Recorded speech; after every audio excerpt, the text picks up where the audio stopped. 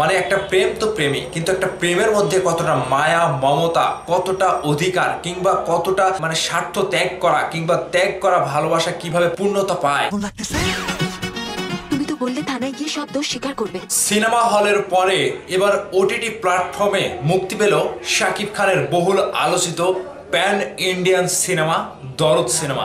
যেই সিনেমাটিতে শাকিব খান বলিউডের নায়িকা সোনাল চৌহানকে নিয়ে একটা অন্যরকম ধাঁচের সিনেমা আমাদেরকে উপহার দিয়েছিল এবং সুন্দর গল্পের সিনেমা আমাদেরকে উপহার দিয়েছিল। তবে এই মুক্তিটা নিয়ে আপনি যে ঘরে বসেই দরদ সিনেমাটি দেখতে পাবেন, এই মুক্তিটা নিয়ে দুটো বিষয় আলোচিত হচ্ছে এবং সমালোচিত হচ্ছে। কি সেই বিষয় এবং দরদ সিনেমাটি আপনারা ঘরে বসে কোন মাধ্যমে দেখতে পারবেন সেই বিষয়টি নিয়ে আলোচনা করব।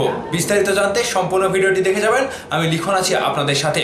প্রথমত আপনাদেরকে আমি মনে করিয়ে দেই, এই দরদ সিনেমাটি হচ্ছে প্যান ইন্ডিয়ান সিনেমা, যেখানে বলা হয়েছিল প্যান ইন্ডিয়া অর্থাৎ পুরো ইন্ডিয়াতে এই দরদ সিনেমাটি রিলিজ করা হবে। তবে এই দরদ সিনেমাটি গত কিছুদিন আগে রিলিজ হলো, সিনেমা হলে চলেছে, আমাদের বাংলাদেশের প্রত্যেকটা সিনেপ্লেক্স সিনেমা হলে চলেছে।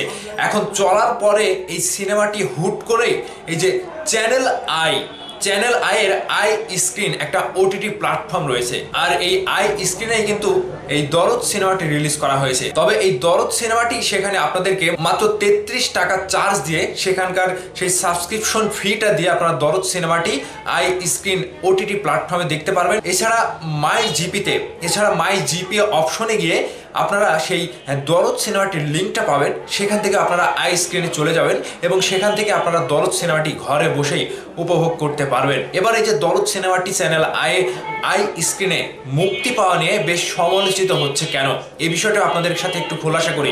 যেহেতু দরদ প্যান ইন্ডিয়ান সিনেমা আমি আপনাদেরকে প্রথমেই বললাম, তাহলে এই সিনেমাটি ইন্ডিয়াতে মুক্তি পাওয়া উচিত। যেহেতু প্যান ইন্ডিয়া অর্থাৎ পুরো ইন্ডিয়া জুড়ে এই সিনেমাটি মুক্তি পাওয়া উচিত, কারণ পরিচালক অনন্যা মামুন শাকিব খানকে নিয়ে একটা প্যান ইন্ডিয়ান সিনেমা করবে, সেটা দরদ সিনেমার যখন ঘোষণা এসেছিল তখনই কিন্তু আমরা জানতে পারি।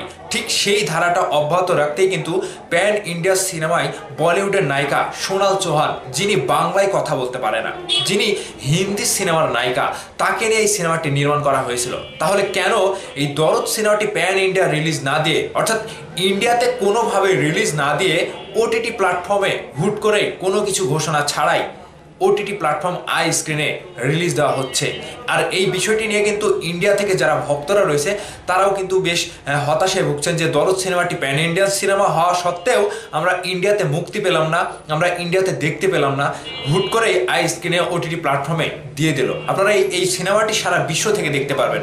মাই জিপি থেকে আপনারা আই স্ক্রিনে যে ইয়েটা দেখতে পাবেন, সেখান থেকে ক্লিক করলে আপনারা 33 টাকা চার্জ হিসেবে কাটবে এবং আপনারা দরদ সিনেমাটি উপভোগ করতে পারবেন হাতের মোবাইল ফোনে এবং আপনাদের ঘরে বসে। তবে এই যে বিষয়টি নিয়ে আলোচনা সমালোচনা, তবে অনন্যা মামুন এখন পর্যন্ত এই যে ওটিটি প্ল্যাটফর্মে হুট করে মুক্তি কিংবা ভারতে মুক্তি দেওয়া হচ্ছে না কেন কিংবা ইন্ডিয়ার কোনো সিনেমা হলে চালানো হলো না কেন, এটা নিয়ে এখনো কোনো আমাদেরকে আপডেট কিংবা খবর দেয়নি। তবে অনন্যা মামুন হয়তো কোনো একটা কারণে এই প্যান ইন্ডিয়া সিনেমা রিলিজ না দিয়ে ওটিটি প্ল্যাটফর্মে দিয়ে দিলেন। তবে এটা সাকিবিয়ানদের জন্য খুশির খবর।